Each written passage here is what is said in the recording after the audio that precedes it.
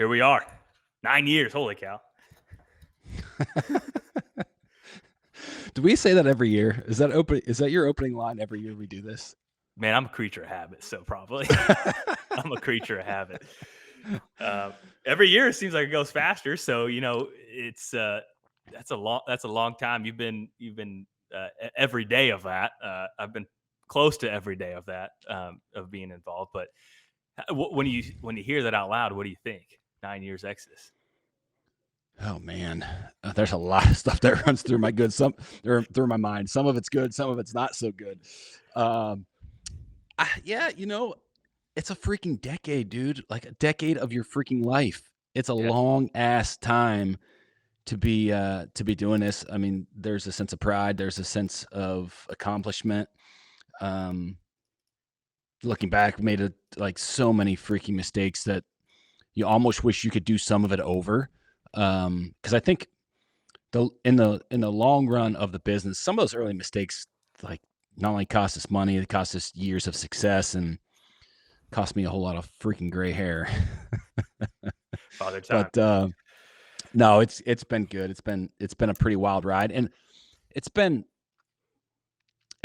you like I guess a unique experience seeing the industry and the brand and you and I kind of change like collectively, like all this stuff happening kind of all at once. And again, some of that's been good and some of that's been bad.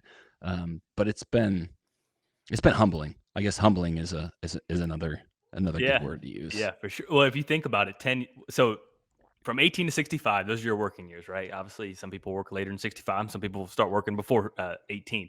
But of your professional career, it's 47 years. 9 divided by 47, rounded up. That's 20% of your working career has been Exodus, which is, you know, there's a variety of American dreams. You could say home ownership's an American dream, land ownership's an American dream, running your own business is another American dream. And I think that when people think about running a business, I mean, I just have the utmost respect for any business owner, period, that sticks it out or sticks their neck out in order to do that. Because there's a lot of things that go into it that I know people that haven't been in that position don't realize, and people that have been, it's like a secret society club because they understand all the things that you have to battle: competitors, Yeah. customers, everything, employees. Like it's every aspect of your life, and they want freedom when you start a business, right? Don't start a business if you want freedom, man, because it's you control your own destiny to some extent, but it's it's been a large learning experience for me. And Exodus has been my whole professional career up to this point. I started Exodus. Yeah, I that's was a good still in point. college. I was still in That's college. right. So Yeah. it's been every bit of my professional career up to this point. And even with what you just mentioned, the commonalities or ties between business owners, just looking at the different types of businesses, they are completely black and white, like comparing a product company to a service company to a professional company. Oh man, it's been wild. It's been hmm wild. Yeah. And so, speaking of evolutions, changes, and everything else that goes about that, we sent out an email to the insiders list. And so, you guys have already heard this if you're part of the Exodus Insiders group on our email list. But really big news, very exciting news. Probably the most, and I also say this every time we release something, but I really mean it now. Probably the most exciting This is announcement of all time, which I'll give you the honors of doing, of unveiling the curtain here. No, this is I guess for those who have already read the email, we just started releasing some general information around the Exodus app. And we've talked about it a little bit back in January, and people kind of close to us have known we started this project back in 23, but it has been the largest project that we've ever tackled, both from any resource perspective, right? Financial, man hours, whatever you want to tie into that. But it's also the most exciting with the most upside Mhm. for growth of the business. And in reality, when we got into the cell camera world back in 2018, 2018 seems like a long time ago, but in 6 years, so much has changed on the IoT side. It is mind boggling. Mhm. And I think those changes are going to continue to happen at a, it's not going to slow down.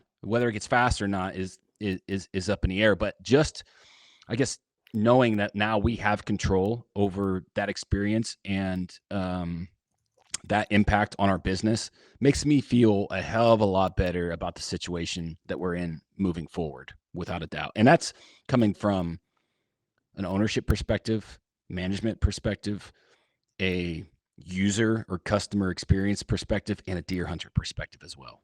Yeah, that's a great way to put it, and it will only go faster according to Moore's law in the world of technology. I mean, it will continue to compound faster, and it is very exciting. And I think for the end user now too, I mean, some of the big things with the app, I mean, we can tease a couple things, but you're going to save money. It's going to be a more friendly user experience with more features, and us having full control to do what we want and respond much faster um, to customer feedback, because ultimately that's kind of what the basis of this company has always been. Yeah, and without a doubt. And that, the customer feedback and the lack of execution on that feedback was a big part of the reason that that we're breaking ties with the previous service too. Mhm. This wasn't a fly by night decision. It was compounded over years and years and years of feedback with nothing happening on that feedback.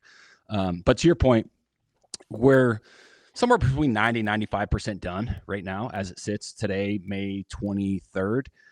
There's a couple things we are tying up over the next couple weeks, and we should be live shortly. So I think the attractive thing for existing customers, right, is the price point improvements that you mentioned. Like anybody that's using Scout Tech now with any Exodus cell camera, they can expect to see a 40 to 50% savings on basically the same damn data plans that they're paying for now, Mhm. which is, in today's world with the economy the way it is, inflation rates, that is a big, big deal.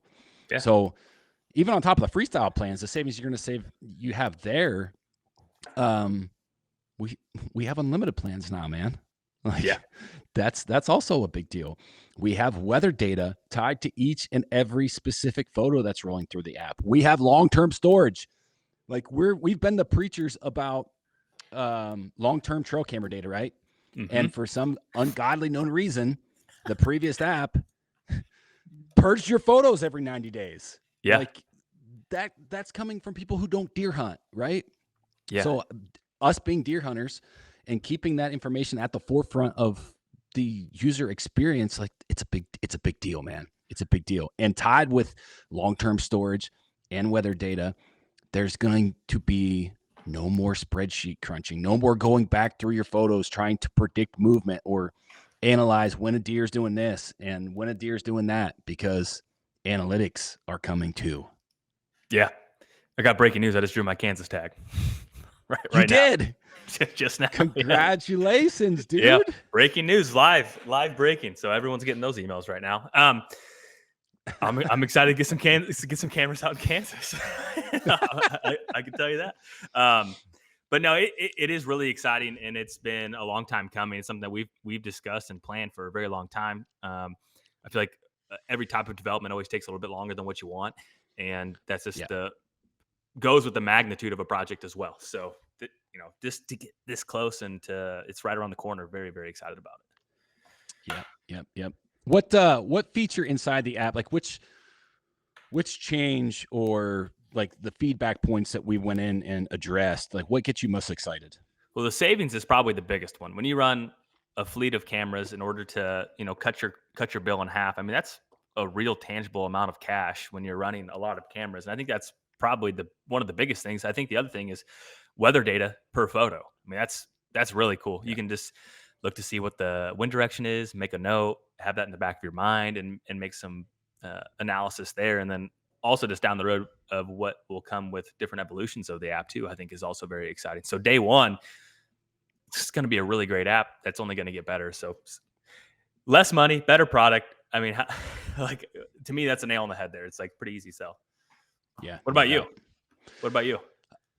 No, I would agree with those points 100%. I think obviously the price of the data plans much more competitive. That has me excited, and then the weather, just the amount of time, right? Like we talk on cell cameras and the real value there is you're buying your time back. It's no different than the service you get from Amazon and door delivery, DoorDash, what like all the different things that we have today based on technology that give us our time back to be more efficient. Again, the app's addressing that stuff. So I think getting time back to where I can spend more time with my family versus going in and looking at weather underground and looking at spreadsheets and wind directions and all the stuff that we do as deer hunters, like having that at my fingertips, that is what I'm most excited about. Hmm. Yeah, 100%. Yeah. Did you put in for Kansas this year, or are you still top secret? No one knows where you can go during October or November. I bought a point. Worse than me now. I got it from you, man. I know, fair, fair, fair. I bought a point. I'll say that. So I have three Kansas points now. You're the problem. When we have point creep, you are the problem. Jeez. I'm just kidding. I'm just kidding. So you did not put in for the draw though. I did not put in for a draw, but I did buy a point. So you have at least 2 now, or you do have 3? I'll say I at least have one. You definitely have more than one. It's been when did I don't even remember when I hunted Kansas. It's been a couple years. Probably 21. No, you know what? I don't think I did buy a point this year. Okay. I don't know. I don't remember. I have at least 1 point. Yeah. Yeah. I'd have to check. I might have 2, but I don't think I do. Yeah. I still have to buy my Iowa point though. Yeah. I have not done that yet. I bought mine earlier. Back to 1. Oh man. Back to 1. Which Iowa's on the topic of conversation this afternoon, which I'm sure we'll get to a little bit later, but 100%. Yeah. Absolutely. So, what else have you had going on? I mean, I can feel the outside influence of excitement for whitetail season picking up literally by the day. I'm getting more excited as well. What are you up to in the world of whitetails, or have you been focused on some other things? Honestly, I really haven't done too much for whitetails. I just got my first jolt of excitement. Like, what's the little shock things that you stick on your chest, like to revive you, like in a heart attack? What are those things called? It's been a long week. We seem really dumb because I can't think of it either. Anyways, it's not a TENS unit, but anyways, I was driving in the evening the other night. I was looking for turkeys just out in the field. It was maybe 6:30, 7 o'clock, and I saw the first identifiable velvet buck, and he was already out past his brow tines and like just bulbed up kind of G2s where you thought they were going to be. And I saw him. It was a couple 100 yards away, but I saw him through glass, and that got me excited. That's been the first real excitement around whitetails thus far. Yeah, at least for me. But I haven't been doing too much. Been turkey hunting a little bit here and there in the morning, which has been a pain in the butt for the most part. Just head down, nose of the grindstone, getting this app thing wrapped up, and then the shift will probably go to elk first. But thinking about possibly hunting Missouri maybe this year, going back to Missouri maybe. But yeah, what about you? I know you're like butt deep, knees deep in habitat tree plan mode. Yeah, dude, it's I enjoy it. Otherwise, I wouldn't do it, obviously. But it's 2,800 trees, and something I did a little bit different this year is I bought a handheld gas auger because I didn't want to trim the roots. A glutton for punishment, okay? And so I augered over 2,000 holes with a gas powered auger, and so that was it's a good workout. And so I got all those in the ground. Used a tree planter for about 800 of those, and that was slick. I've always been like anti-rows, but I planted them like on some different contours and everything else. So I'll be curious how those look. But man, complete 180 from what it was last year. I was looking at the historical rain data, and for basically the whole entire month of May last year, we got almost no legitimate precipitation, and we've got a lot of rain. And a lot of the ones I planted last year, I got plums. I got some plums that are already probably 5.5 foot tall, 6 foot tall. I got some hazelnuts poking out of 5-foot tubes. And I got some dogwoods poking. So it's cool to see that a lot more lived than probably what I thought, and some of the ones I thought were dead ended up resprouting. So it's gonna be really cool to see what it all looks like in the near future. And the ones I planted this year are already just doing really exceptional and tubing them all. And it's you get why are you doing it? I was like, well, I don't really have a good answer, honestly, because something I want You to do. like it. That's good Yes, enough, man. yes, Yeah. something I want to Yeah, do, and it's your ground. You've worked your ass off, like, through your young career to have that opportunity, like, you don't need to justify it to anybody. yeah, but I just don't have a very good answer, but I want to.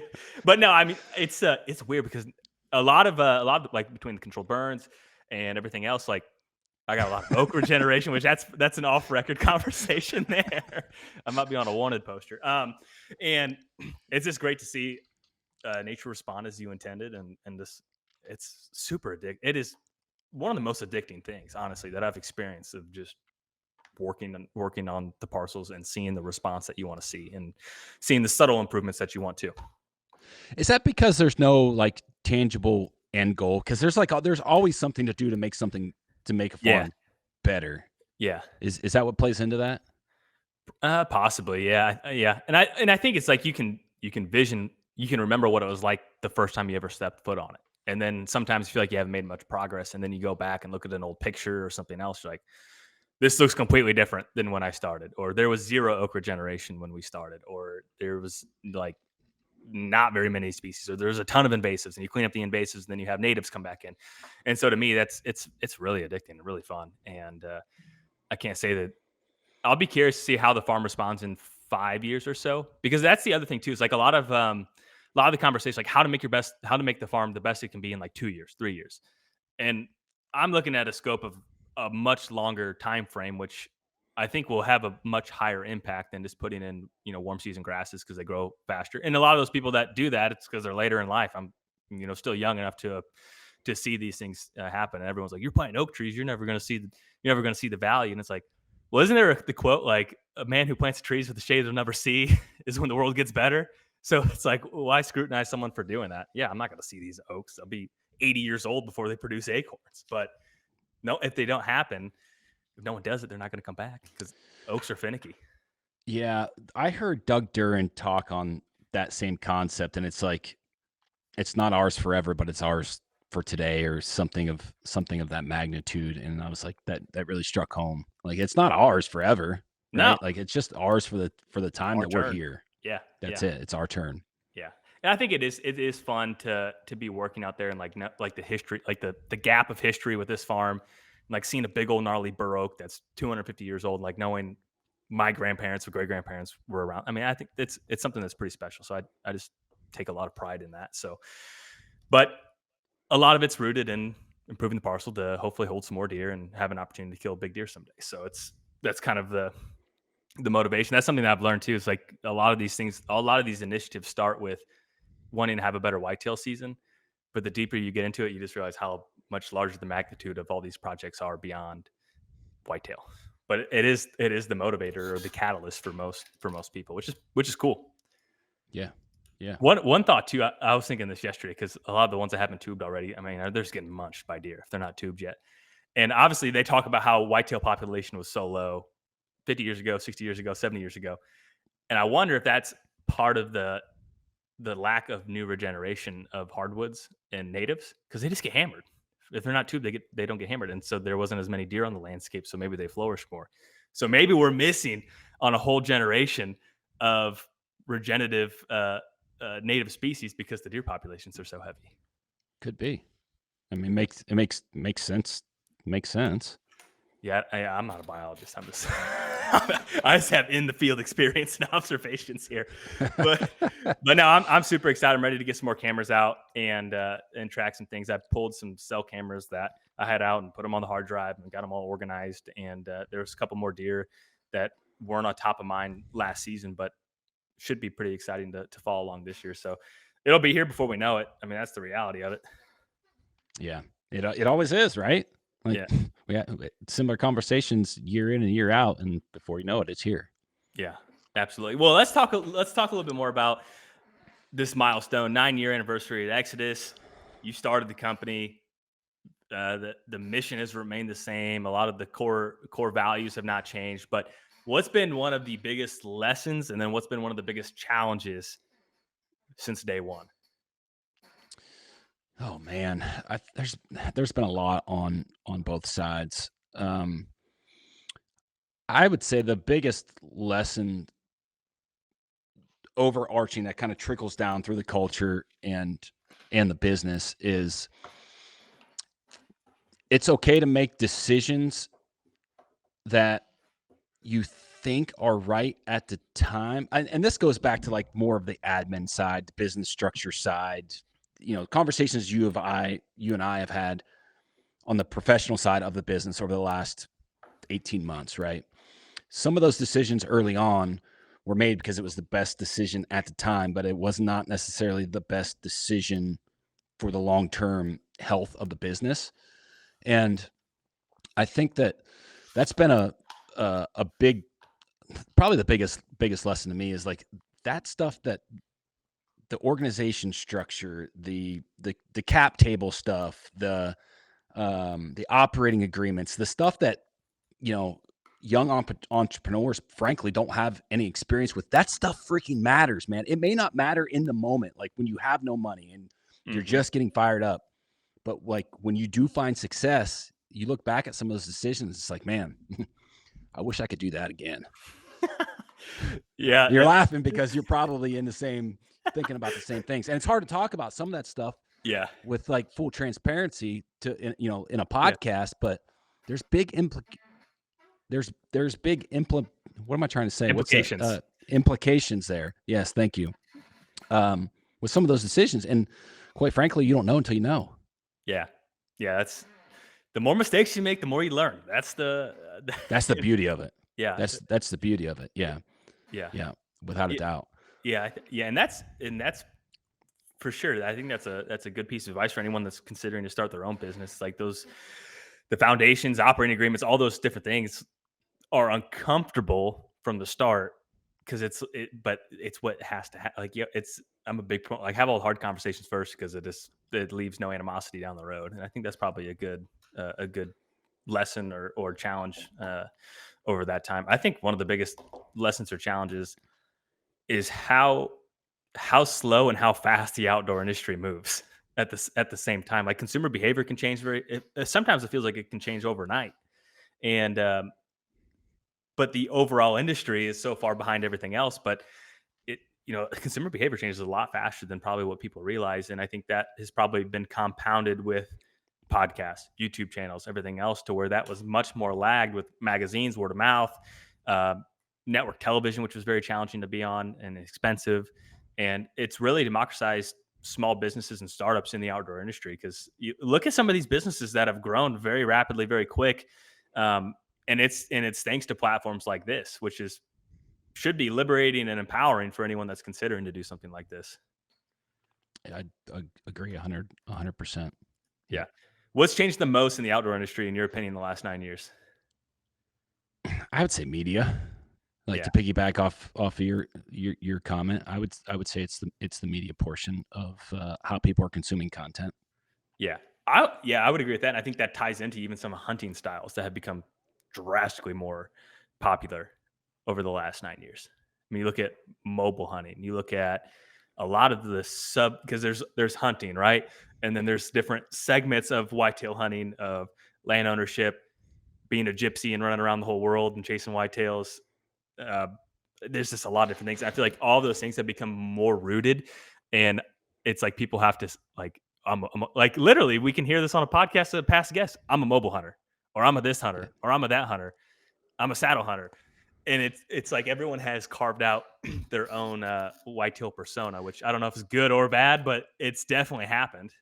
I was just gonna say that, like, I think the subcultures have always been there to some capacity, but they've just been, like everything in today's world, just much more polarized and like embedded, and people feel like their whitetail identity has to be tied to one of those subcultures, which I don't know if I necessarily totally agree with, but seems like that's the world that we're living in. Yeah, I feel like it only gets more rutted of like whatever you're on and whatever those different things are. So I'd say that's probably one of the larger changes. And like I had an opportunity to talk with John Eberhart over, like, he's been in the industry since basically the dawn of inception of the modern whitetail Did you just call him industry. an old ass? I didn't call him old, but he's been here for a long time. And like that was kind of the same things that he had a little bit different twist, but just, like I've only been really paying very, very close attention for probably like 10, 11 years, 12 years. And so that's my frame of reference, where his frame of reference is much longer. But yeah. And I always, ask him, like, what does the future look like? And that's where you ask all these people, they're like, well, what's the future of hunting? What's the future of whitetail hunting? And no one is very bullish on the sport. Not one person, not one single person, which is scary. It is scary, man. It's I mean, we've talked about it in the past, but I truly think, like, with the access issues that we have with, I mean, there's a lot of problems, but yeah, I mean, part of the worry there is, for me, if we can't unify and solve some of the bigger problems, because let's face it, we're talking about whitetails. It's not critical to everyday life. Like, if this thing goes away, it Life will go on. yes, people are going to be upset. It's going to be detrimental to people's attitudes and mental morale and things of that nature, but life will go on. So there's all these bigger problems that we can't unify on those. So why would we be able to unify on whitetails? That's an excellent point. Yeah, I don't have the answer, but I agree with that consensus. And um, yeah, it'll just be interesting to peek into what 10 years, 15, 20 years from now in the future looks like, and what changes will happen, or what are some things that we could never anticipate to happen. And it seems like people are much like in terms of regulations we're going to talk about later. Like, people are way more in tune with those things than ever before, which is, I would It's probably good. lean towards a good thing, right? And so that's Yes, good that people are becoming involved with that, and that's once again a transition to media. Um, 'Cause I'd be curious to go back and look at some old North American whitetail magazines and see if they even mention the word regulation in the sense of possible changes or things that people want to change. probably not. Yeah, I'd have to ask Gordon. Gordon, he was another person on the podcast that talked about the full evolution of the space that we know today. Um, but and then, like, tying into Gordon Whittington and everything else we've done, I've really enjoyed the most recent. I call it like a mini series of some of these iconic whitetails. It's been a breath of fresh air and unique perspective, and it's really fascinating with all these different like little stories and all. It's To me, it's just really, really intriguing. I don't know if there's been a lot of good feedback, but what's been your perspective on Dude, like? I've loved them. Well, I I've appreciate it. I've I have freaking loved them. And like, you and I have talked about, like, content consumption burnout, and for me personally, like, in the whitetail space, but listening to some of those iconic listen to the stories about some of the iconic whitetails, and like the theft mystery that you just the Brian Andrews. yeah, the Brian Andrews buck, but like that whole ring of It's crazy. big deer being stolen, and like, it's just a breath of fresh air, honestly. Uh Like, huh. good for me, like, you can only talk about, I've been reading about, public land scouting and mobile hunting and bed hunting and all that stuff, like, prior to Exodus, and like, after 10 years of that, 12 years of that, 15 years of that, it's like, it's kind of the same stuff over and over and over. Yes, you get different perspectives from different guys, and there's little tweaks in their method of madness, but I've really enjoyed the work that you've done the last, I feel like it's been like the last handful of months. I know. Yeah, we've tied together some of those different things. Just same thing with the business. Like, in terms of feedback of content. Like, I mean, that's I'm excited about to talk about a lot of these different things, but it's been pretty fun. And dude, it's still racking my brain. Where is the Brian Andrews buck? Who has all the other ones? And is there just some I don't know, like a movie character or something, but it's like some dude that has all of them in his basement with a fireplace with a bottle of scotch that sits there and look at all these stolen Smoking deer. cigars. Yeah, it's like, who has these? They're somewhere. Who has So them? Where are they? what's your opinion? Are all of those cases linked? It begs the question. When you look at the map, they're all in the eastern part of the state. A cluster of them were all in one area. The fact of where when Brian was explaining it, like, they robbed them in daylight, they had the perfect access in and out, and they only stole the buck. Nothing ever happened, and it's my gut feeling is like someone that had a lot of money is like, go get me all the biggest deer you can, and if it falls into this category, I'll give you this much money. If it falls in this category, it falls in this much money. And there was this antler heist. I mean, it's a heist. I mean, I don't know if it's a term of like value, but in our world, it's a legitimate heist. Yeah. Yeah. I mean, I have to think that they're all linked, right? Like, They have to be. and I don't think, and I would agree with your perspective on the guy that ended up with the deer isn't the guy that stole them. Yes. There's like that portion of it just does not make sense to me. But it's also, I feel like it's really interesting. Like, how have they not been caught? And how they never surfaced or word has gotten out. Yeah, Because like yeah, these are like if someone whoever stole this and was that crazy about it, they're gonna show it to people, right? It's not like they're just gonna like they only know. You would think, but it is like a. I saw a comment on it's like a cold case, murder case. It really is. It's it like, is. uh, and Maybe it's linked to Mitch Rampala. hey, that's the only viable thing there. Has anyone been in his house? Yeah, he has them all. Oh my gosh, yeah. My gut is his buck will resurface in our lifetime. I really do think that. I do. I think he'll probably have to die for that to happen. I mean, on the podcast, he said he wouldn't press any charges. He just wants the deer back. He's got the Oh, green you're light. talking. I thought you meant Mitch. Oh yeah. Who knows about that? But um, yeah, I think Brian will get his deer back. Some. I mean, I was frustrated hearing a story like that. Could you just imagine being a 16-year-old kid, kill the state record, go to the trade shows? Like it had to be such an awesome experience for him.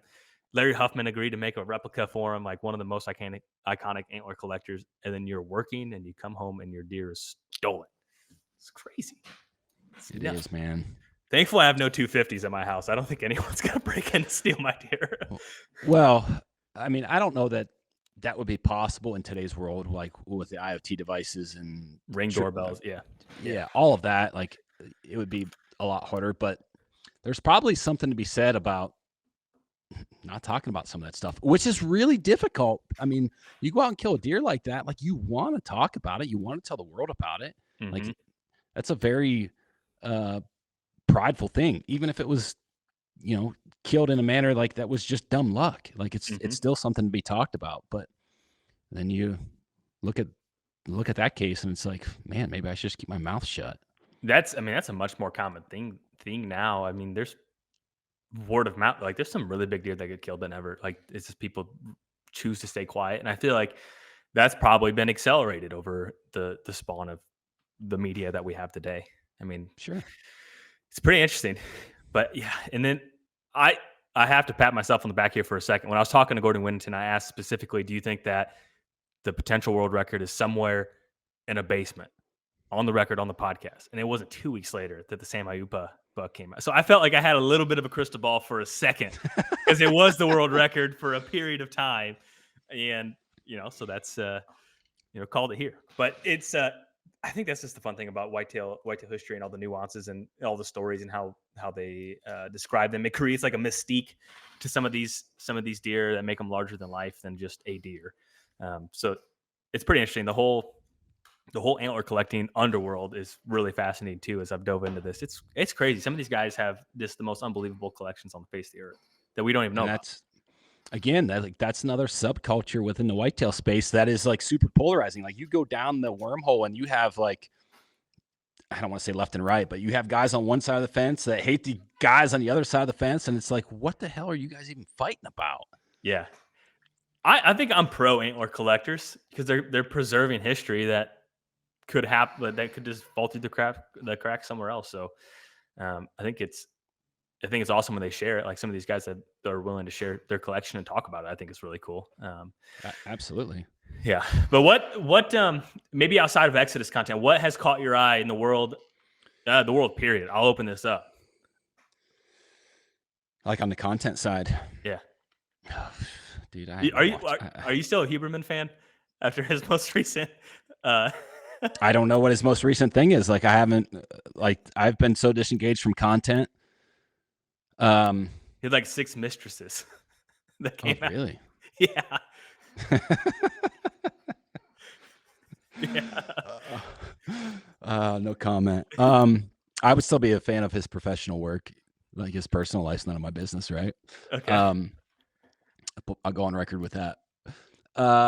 Dude, I like honestly don't have I got nothing. Like straight blank. I'm punting that hard.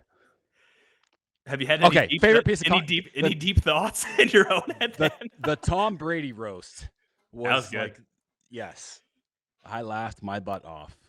It was well done. I didn't watch the full thing, but I watched some of the highlights, and it was very funny. It was Yeah. it was very funny. That's fair. How awkward would that be? I know he got paid. He Yeah, got paid good, but it'd be man, very for in it's not like he needs it's not like he's a washed up athlete that needed money. Like yeah. obviously he just I would be curious how that initial like discovery call went. Like, all right, we're gonna destroy your personal life and professional life in front of everyone. $20 million. Okay. I don't know. What about you? You're the content guru inside the Exodus Um, walls. some people may have caught this or may not have caught it. Uh, Big fan of The Sopranos. The instrumental in the beginning is the instrumental to Sopranos. I've never watched any of those. Not ever. Actually, I take that. I started watching like the first season in college, got disinterested, and never watched it. But then I randomly just picked up on season 2 because season 1 was slow, and it's so good. Best written show on the face of the earth, on the record, by far. Never You, watched it. you'd like it. They reference Youngstown all the time. It's a mafia town, man. Yeah, it's documented in The Sopranos. It's really good, awesome show. Really enjoyed it. Completely different. The writing on it is amazing. They do such a great job, and is by far best form of television. I've never really bought into a series like that before. But enough of all the content and everything else here. We'll touch on this briefly. What are some of the biggest initiatives for Exodus here in the next few years? Because it's always, as a business, you're always looking out into the future. And there's maybe not as much that we can share right this second. But if there's any teasers that you want to provide. Oh man, we get in trouble when we start teasing stuff. Inherently too transparent. I would say the biggest initiative for us over the handful of years is continue to scale with the app at the forefront of like the end or customer experience. Mhm. I'll lead with that. I concur with that. So let's talk a little bit. We alluded to this too. So this has happened way faster than I could ever imagine. And when we talked about this would never happen in the Midwest, Iowa, boom, this week. Oh, No more trail cameras on public. And uh, what's your just initial knee jerk reaction? Because this was not a new bill. Like Kentucky was introducing it as a new bill, Kansas introduced it as a new bill. They updated an existing law to do boom, quick, swift decision. yeah. I think that we had talked about Iowa specifically on the Kansas piece of legislation about them being Probably it. next. Well, not next, but I don't know. At some point, I remember doing a specific piece of content. Maybe it was a video on the stance of BNC and Pope and Young on their stance of fair chase and cell cameras. And at some point, we were talking about states that had legislation in place, but it was very gray. It was Mm, like communicated as the aid of electronic devices tied to the whereabouts of game or actively hunting, something along those lines. And I made the comment of it would be better to make it black and white. And I think that's kind of where we're sitting at right now with the situation in Iowa. Like they've made a clear stance that cellular cameras or trail cameras fall in the place of those electronics in the know abouts of big game. Um, it's still it. I don't know. Even though it was already in place and they've made it more black and white, like it still feels slimy.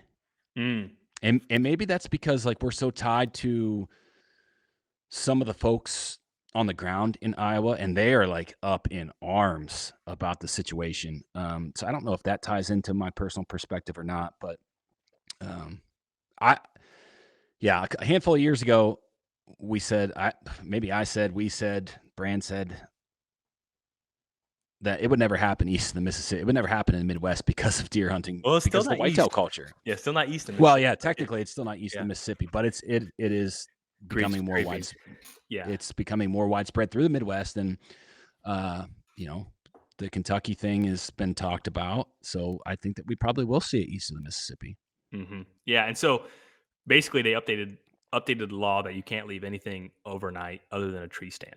So that includes trail cameras. And so that was one thing. And we had a piece of information sent to us, and basically the rule has been clarified. There is a lot of information in the hunting regs on what hunters can use and set out certain things, blinds, decoys, tree stands, etc. And trail cameras were added as the technology, and use became more common. We went through the regs book and gathered all those restrictions and put them in one section to try to make it easier to find and understand for our hunters. Trail camera sending pics to cell phones are considered an extension of the cell phone and illegal when used to assist in the hunt.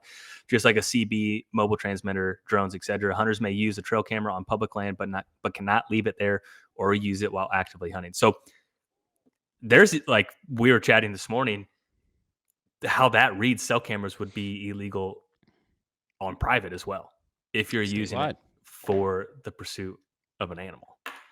That's right. Super hard to govern and everything else, because people are going to make the security thing. And but man, it's crazy. We're living in 1985. The book. Yeah, it's I don't. Yeah, I mean, not sure what to really say about it. Like, we were talking this morning, and or maybe it was yesterday, because I think some of that news is a couple of days old now. But Yep. I think yesterday morning we were talking about it at the office, Justin and Cameron and I, and somebody made the comment like, "Well, that'll never happen in private." And I'm like, "It's already happened in Utah." And True. like, dude, in within 24 hours, you got an official statement, a response from the Iowa DNR claiming that, like, the way that reads, they are illegal if you're hunting on private ground. Mm-hmm. And I like the push is everyone's up in arms and pushing or talking about, the chatter is about public land. Like, that's been the chatter that I've read. And, Absolutely. people The focus. texting me, that is the focus. But in the broad picture of what is going on, you can't use them on private ground. To assist in killing a deer in real time. Yeah, or actively hunting. So, like, if you have, So to me, I wonder like, what's considered actively hunting. Like, if you have your security camera up, right, and you get a picture of a deer 4 days earlier, and then you go hunt and kill that deer. Like, when you sign that Boone and Crockett affidavit, is there like an updated question there, and like, what's the statute of limitations? I don't know. I don't know either. I'm just asking. I've never shot a booner to have to sign the affidavit, so, but I don't know. I mean, there is some, I guess it's open to some interpretation, but to me, actively hunting is if you have a weapon and you're in the field within legal shooting hours. Like, to me, that's actively hunting. Mm, Like, I don't, do you have to be on a specific deer to be actively hunting? fair. Yeah. Yeah. I feel like there's going to have to be additional clarification, and I think that it's going to be really hard to govern. And I think there's just a lot of gray area, which maybe their intent, maybe not. I don't know, but That's the response that a lot of folks get. Like, we were talking with Mike Rex, who is a non-state employee on the Wildlife Council here in Ohio, and this is true across any state in America, right? Like, specifically tied to the DNR or wildlife councils or recreational officers or whatever that entity, however that entity is set up. But they are so understaffed. What good are more regulations if they can't be enforced?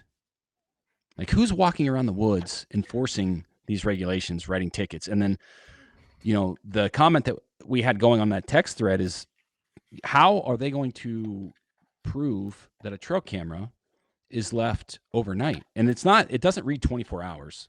It reads overnight is the way that it reads. So for someone to physically be able to prove that, they have to basically open up and touch and look at private property placed on public ground, which the information that we got is they can't do that without some type of warrant.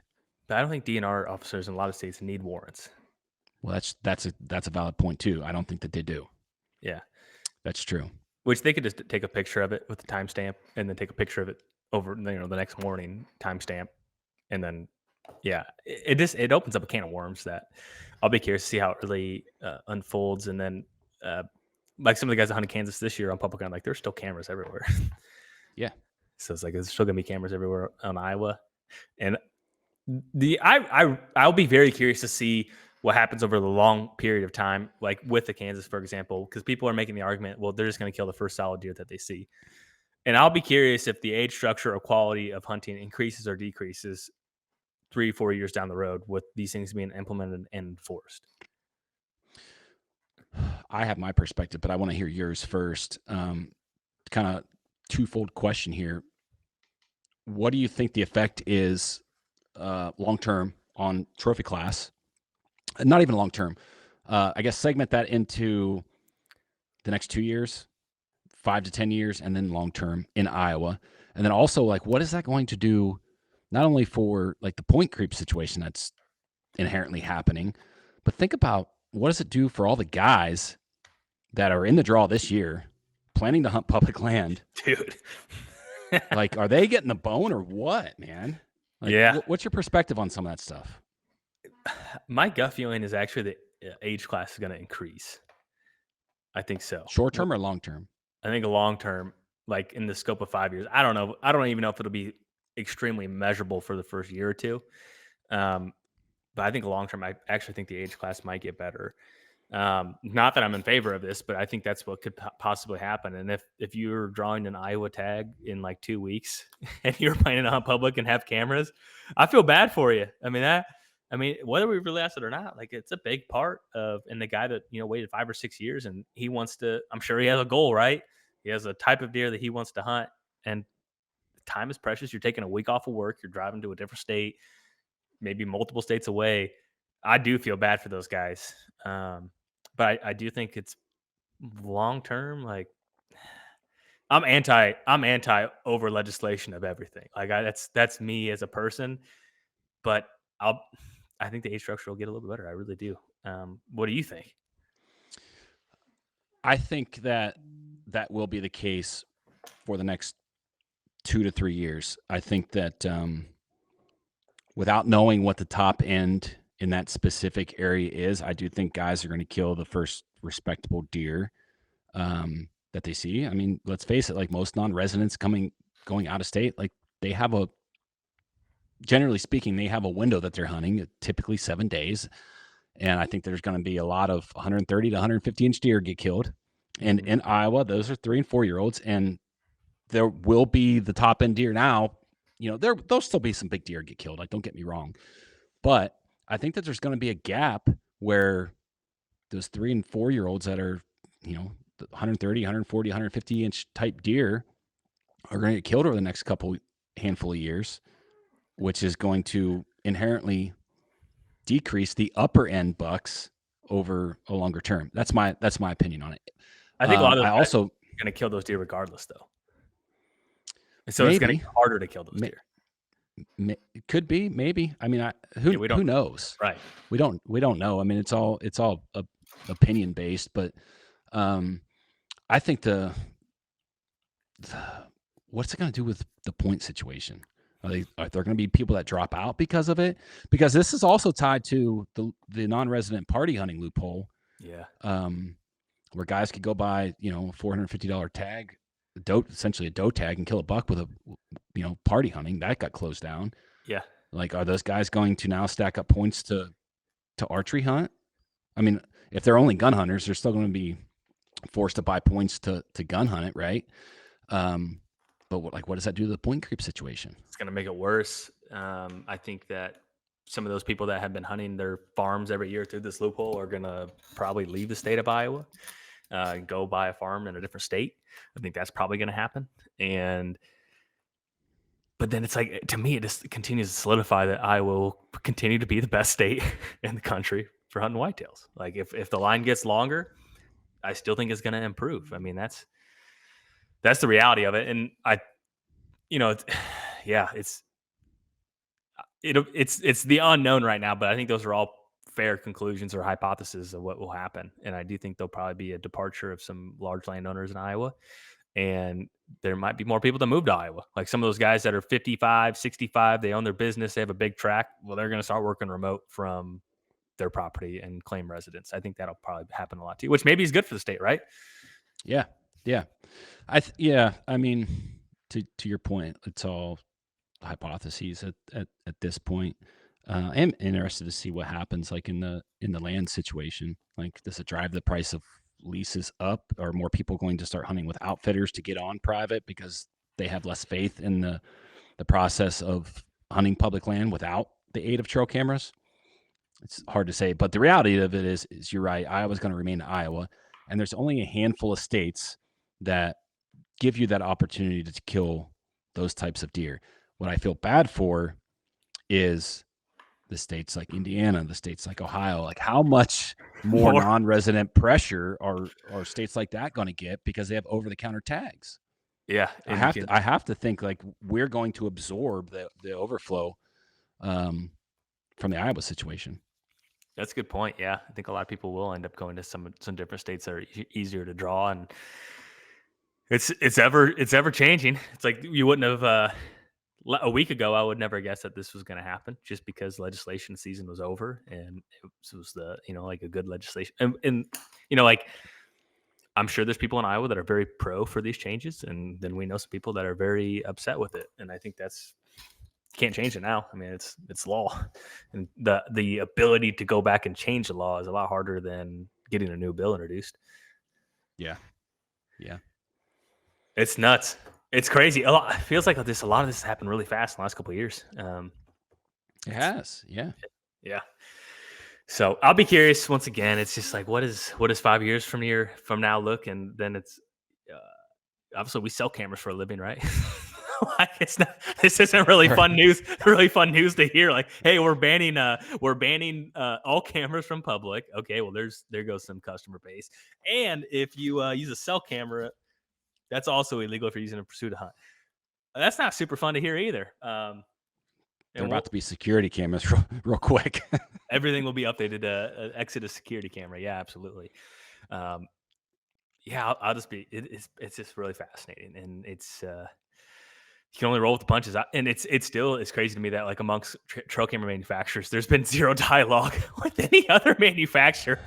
Like we are the worst product category in this space to go up to bat for ourselves. It's and maybe we're not cool enough to be involved in some of those conversations. But I take a heavy bet that they have not even existed at all. Like you would think that. No, no, I would agree with you 100%. We're the only company in that space with any type of media present. Like, yeah, it's Everyone's, yeah, disgusting, is what it is. yeah. It's like some of these other like everyone could pull together and throw whatever they could afford to get some form of presence and probably squash a lot of this stuff. But none of that has been initiated, and I don't really feel like it's our place to do it, honestly. No, I don't. There's been. I mean, I think that we're doing our part in using the media platforms that we've built to engage and maybe give our perspective and maybe help educate or enlighten people on the different situations. Um, Regardless of how you look at that, like that, those are resources being spent. But there needs to be one of the big conglomerates or bigger brands step in and create some type of coalition or alliance and help fight some of the stuff. And to your point, it's not happening. Yeah, it's crazy. It's crazy to me because every other form of industry has some presence, and I feel like it's just like what can we make right now, and who cares about next year? Is what it feels like. And It obviously, is. like we're talking about it and at least initiating the conversation. But yeah, it's pretty crazy to me. But all right, well, 9 years. Anything else?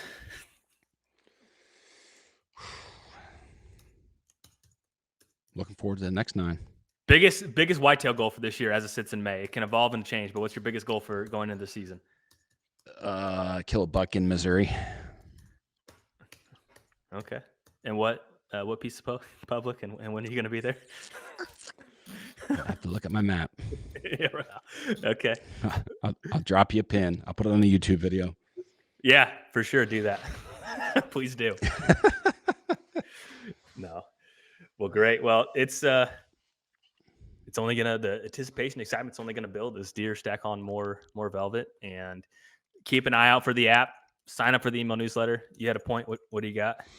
Well, just backing up to whitetail goals, what's your perspective like on the early? Wait, let me back up even further. We had a really, really mild winter, kind of Midwest wide, right? Mm-hmm. Wet spring, warm temps. The spring green up was weeks, if Yeah, maybe a month 3 to or 4 weeks. more ahead than the typical standard here, or across the country, really. How do you think that's going to play into the growing season? It's got to positively impact it for sure. I think it's got to add probably a couple inches to a lot of those deer. I don't think it's going to magically make deer make ginormous jumps that weren't going to make it otherwise, but probably add 4 or 5 extra inches of mass across both sides, and maybe a couple inches of extra tine length. I think that's probably a pretty fair guess, which is exciting. Um, we'll see. We'll see. I mean, that's this theory, but mild winter, wet spring, early green up, tons of food, low stress, all really good things to hopefully. Do you think It's all part of the equation, baby. Milo Hansen Buck's getting dethroned this year? Are you going on record and saying No, that? I don't think so. I don't think it's going to get broken. That's the other thing too. Talking about some of these iconic whitetails, all of them have a really interesting caveat to their story. That there was a bolt hole in that rack that was taped together. I didn't know that. Yeah, so it's I don't it's yeah. I think it's on the left side. What's the new news around the CJ Alexander situation?